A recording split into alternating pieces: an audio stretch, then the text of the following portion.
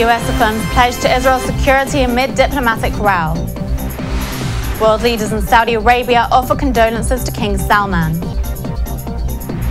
Netanyahu considering posts Caroline Glick for slot on Likud list.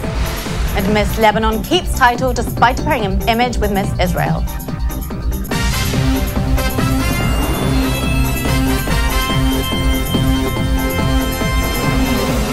Shalom and welcome to the Jerusalem Post News. The top stories for January 25th.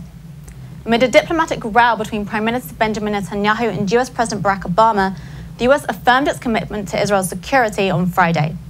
The White House dismissed accusations that Netanyahu had set off a diplomatic crisis by accepting House Speaker Republican Joy Boehner's invitation to address a joint congressional session on the need to increase sanctions against Iran without first informing the White House.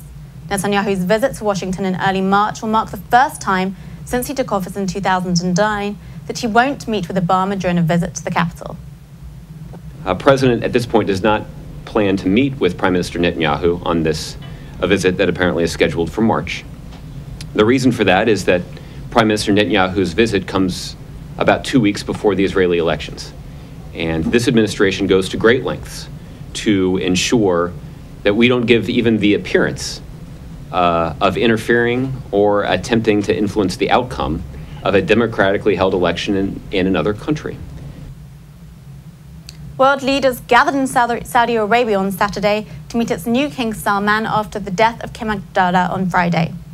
Russia's Prime Minister Dmitry Medvedev, Britain's Prime Minister David Cameron and Prince Charles, and French President Francois Hollande were among those who offered condolences to the new king. Obama will cut a trip to India short to visit Saudi Arabia on Tuesday. Salman takes charge in Saudi Arabia at a time of deep uncertainty in the kingdom, surrounded by a region in turmoil and nervous about both Iranian influence and the spread of Islamist militants. Likud officials said last night that Netanyahu is considering offering Jerusalem Post senior contributing editor Caroline Glick a slot on his party's list. Glick said that she had not yet been offered anything formally, but was flattered to hear that she was under serious consideration.